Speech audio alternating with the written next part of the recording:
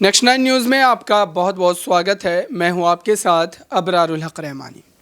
महाराष्ट्र की सियासत पर आज एक बार फिर से विस्तार से बात करेंगे और समझेंगे कि दरअसल इस वक्त जो तमाम चर्चाएं हो रही है उसमें कितना हकीकत और कितना फसाना है। दरअसल आपको बताऊं कि कल जब एमवीए गठबंधन के तमाम साथी दल सड़कों पर उतरे हुए थे तो वो लगातार एकनाथ शिंदे सरकार को लेकर के आलोचनाएं कर रहे थे और साथ ही कई ऐसी बड़ी योजना जो कि महाराष्ट्र में आनी थी उन तमाम योजनाओं का गुजरात चले जाना, इस पर भी सवाल पूछा गया था।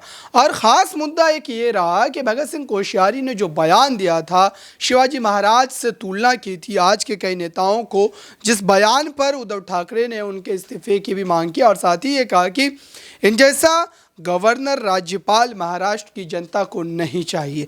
लेकिन आप देखते हैं कि विपक्षी एकजुटता को जिस तरीके से उद्धव ठाकरे दिखाने की कोशिश कर रहे हैं, क्या वाकई चुनाव में भी उसी तरीके की एकजुटता देखने को मिलेगी? क्योंकि बीएमसी चुनाव भी सर पर है और साथ ही जो अब 10 जनवरी को एक बड़ी सुनवाई होने जा रही है चुनाव आयोग के भीतर और ये कहा जा रहा है कि इस सुनवाई में कहीं ना कहीं स्पष्ट हो जाएगा कि अब शिवसेना पार्टी का असल हकदार कौन होगा। इन्हीं तमाम मुद्दों पर न्यूज़ रूम में बैठे तमाम सहयोगियों से सवाल लेंगे और समझने की कोशिश करेंगे कि दरअसल महाराष्ट्र की सियासत में आने वाले दिनों में क्या फेरबदल हो सकते हैं। मेरे साथ यहाँ पर सहयोगी हैं कई बने हुए न्यूज़ रूम में, उनसे समझ लेते हैं कि दरअसल प्रज्ञा है मेरे साथ, उनसे जानते हैं, पहला प्रश्न लेते हैं कि दरअसल इस वक्त महाराष्ट्र की सियासत को आप किस तरीके से देख रहे हैं। और कल जब एमवीए गठबंधन के तमाम जो दल हैं वो सड़कों पर उतरे और एकनाथ शिंदे के खिलाफ मोर्चेबंदी करने की कोशिश की, तो इससे कितना असर पड़ेगा एकनाथ शिंदे की ताकत पर? क्योंकि बीजेपी और एकनाथ शिंदे बड़ी मजबूती के साथ महाराष्ट्र में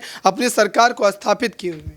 बिल्कुल, देखिए जिस तरह से अगर यहाँ पर बात करें एकनाथ शिंदे की, तो बखूबी वो अपनी सरकार को यहाँ पर बचाने की पूरी कोशिश कर रहे हैं। लेकिन जिस तरह से एक बार फिर से एमवीए एक साथ होता हुआ नजर आ रहा है, उसे देखकर कहीं ना कहीं लग रहा है कि बीजेपी में फूट फिर से पड़ सकती है। और दूसरी चीज़ यहाँ पर अगर एकनाथ शिंदे की बात करें तो एकनाथ शिंदे धीरे धीरे अकेले पड़ते हुए दिखाई दे रहे हैं, क्योंकि यहाँ पर जब शुरुआत में बीजेपी के साथ वो जुड़े थे तो वहाँ पर कह सकते हैं कि अपने साथ 40 बागी विधायकों को लेकर गए थे। लेकिन जब कैबिनेट का विस्तार हुआ उस वक्त पर साफ तौर पर देखने को मिला कि जिन विधायकों को जगह नहीं मिली कैबिनेट में वो कहीं ना कहीं नाराज नजर आ रहे थे। और अब उद्धव ठाकरे की बात करें तो वो तो लगातार ही कोशिश करते हुए नजर आ रहे हैं कि किसी भी तरह से शिंदे की जो कह सकते हैं कि जो उन्होंने अपनी एक जगह बनाई है महाराष्ट्र की सत्ता में, उसे वहां से किसी भी तरह से बाहर करें। और साफ तौर पर हमेशा देखा ही जा रहा है कि जब भी उन्हें मौका मिलता है बागी विधायकों को फिर से मातोश्री आने का न्योता देते रहते हैं। और यहाँ पर साथ ही साथ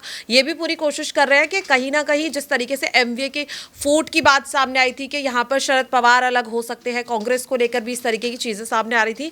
लेकिन यहाँ पर साफ तौर पर देखने को मिल रहा है कि उद्धव ठाकरे एक भी मौका नहीं छोड़ते। जहाँ एक और हमने देखा चुनाव चिन्ह का जो पूरा ये मामला था वो सुप्रीम कोर्ट चला गया, चुनाव आयोग पर सवाल उठने लगे, राज्यपाल भगत सिंह कोश्यारी पर सवाल उठने लगे, लेकिन यहाँ पर उद्धव ठाकरे एक भी मौका नहीं छोड़ रहे हैं। यहाँ पर साफ तौर पर देखने को मिल रहा है कि शिवसेना वर्सेस शिवसेना जो खेल था वो तो है ही, लेकिन कहीं ना कहीं उद्धव ठाकरे एकनाथ शिंदे का जो घमंड है उसे पूरी तरह से चूर चूर करना चाहते हैं। क्योंकि शिवसेना की अगर बात करें तो महाराष्ट्र में शिवसेना की एक अलग ही यहाँ पर कह सकते हैं छवि है, और उस पर कहीं ना कहीं एकनाथ शिंदे ने एक ऐसा सवाल, बागी वाला सवाल जब से खड़ा कर दिया है, उसके बाद उद्धव ठाकरे नहीं चाहते कि एकनाथ शिंदे उनका वर्चस्व ज्यादा बड़ा शिवसेना से हो जाए। और यही वजह है कि जब भी उन्हें मौका मिलता है, चाहे यहां पर उद्धव ठाकरे हो या फिर उनके बेटे आदित्य ठाकरे हो या तमाम शिवसेना के नेता हैं, वो पूरी कोशिश उनकी यही है कि चाहे बीजेपी के साथ खुद वो मिल जाए, बस उन्हें एकनाथ शिंदे को तोड़ना है। ये उनका यहां पर मोटिव है। बीएमसी चुनाव को मद्देनजर रखते हुए सवाल पूछूं मैं कि दरअसल बीएमसी चुनाव में अब आने वाले समय में, हालांकि महाराष्ट्र की राजनीति में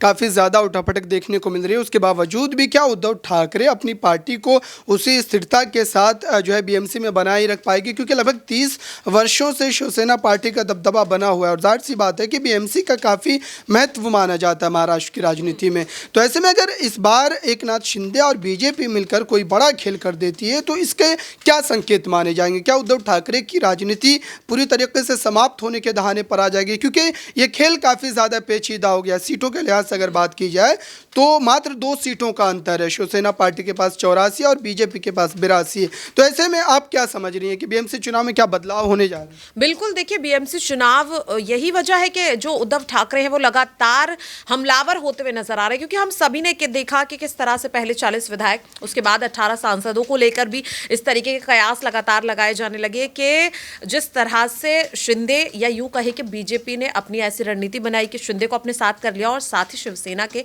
40 विधायक रातों रात बीजेपी के साथ जुड़ गए। और अब जिस तरह से 18 सांसदों पर कह सकते हैं कि नजर थी, और उसके बाद अब सीधा जब यहाँ पर मेयर पर अब नजर आ गई है, लगातार कोशिश की जा रही है कि जो मेयर हैं उन्हें अपनी तरफ किया जा सके। हालांकि अभी तक ऐसा कुछ होता हुआ नहीं दिखाई दे रहा, लेकिन सेंग लगाने की कोशिश लगातार एकनाथ शिंदे भी कर रहे हैं और बीजेपी भी कर रही है। लेकिन उद्धव ठाकरे बिल्कुल भी नहीं चाहेंगे कि जिस तरह से यहाँ उनके हाथों से मुख्यमंत्री का पद गया, अगर ऐसे में बीएमसी चुनाव में भी अगर शिवसेना को हार का सामना करना पड़ता है, जो कि काफी हद तक आसार दिखाई दे रहे हैं, क्योंकि बीजेपी पूरी कोशिश कर रही है। शिंदे की अगर मैं बात करूं तो शिंदे भी यहाँ पर हर मुमकिन कोशिश कर रहे हैं जो किसी भी तरीके से बस के बीएमसी चुनाव में, क्योंकि अगर यहाँ पर शिवसेना की हार हो जाती है, हम सभी जानते हैं कि कहीं ना कहीं शिवसेना का जो वर्चस्व जो इतने सालों से जिसे बाला साहेब ठाकरे ने बनाया था, वो कहीं ना कहीं खत्म हो जाएगा। ये भी नहीं कह सकते कि संकट में पड़ जाएगा, वो पूरी तरह से खत्म हो जाएगा अगर बीएमसी चुनाव में हार मिल जाती है।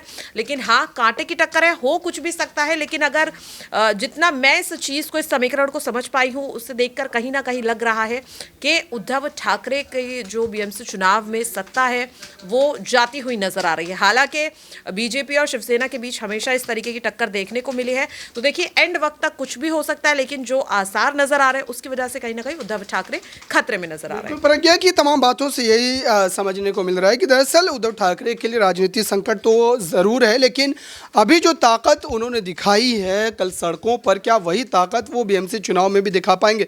मेरे साथ कशिश है, इनसे सवाल लेते हैं और समझते हैं कि दरअसल अब इस वक्त कह सकते हैं कि बीएमसी चुनाव से ठीक पहले जिस तरीके से नासिक में 7 पूर्व जो है नगर पार्षदों ने जो है पार्टी से इस्तीफा दे दिया और वो एकनाथ शिंदे के साथ चले गए, तो इसके क्या संकेत माने जाए? क्या उद्धव ठाकरे की अभी भी पार्टी पर वो नियंत्रण, वो मजबूती नहीं देखने को मिल रही है? देखिए, ये बात तो साफ तौर पे देखी जा सकती है अबरार, कि यहाँ पर बैक टू बैक लोग उद्धव ठाकरे के गुट से निकलकर एकनाथ शिंदे के पास जा रहे हैं। तो यहाँ पर मजबूती की अगर बात की जाए तो शिंदे गुट लगातार दिन पर दिन यहाँ पर मजबूत होता नजर आ रहा है। और इस बीच एक और बड़ी जानकारी जो सामने आई थी वो एनसीपी नेता की तरफ से आई थी। उन्होंने कहा कि 3 ऐसे एमएलए हैं जो हमारे संपर्क में है शिंदे के गुट के। तो देखिए, हो सकता है कि वो एक अफवाह भी हो, यहाँ पर डराने वाली बात हो। और जिस तरीके से यहाँ पर जन आक्रोश रैली निकली थी, यहाँ पर हमने देखा था दोनों ही गुट आमने सामने थे, अलग अलग मुद्दे थे दोनों के।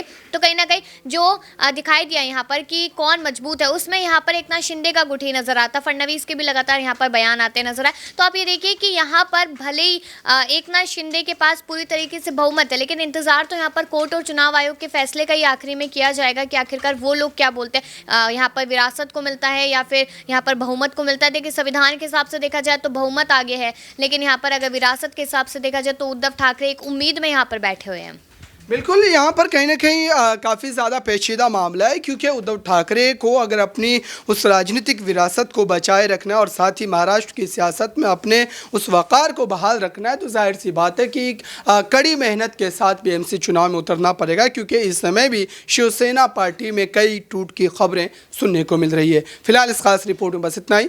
देखते रहिए ताज़ा तरीन खबरों के लिए नेक्स्ट 9 न्यूज़ को। धन्यवाद।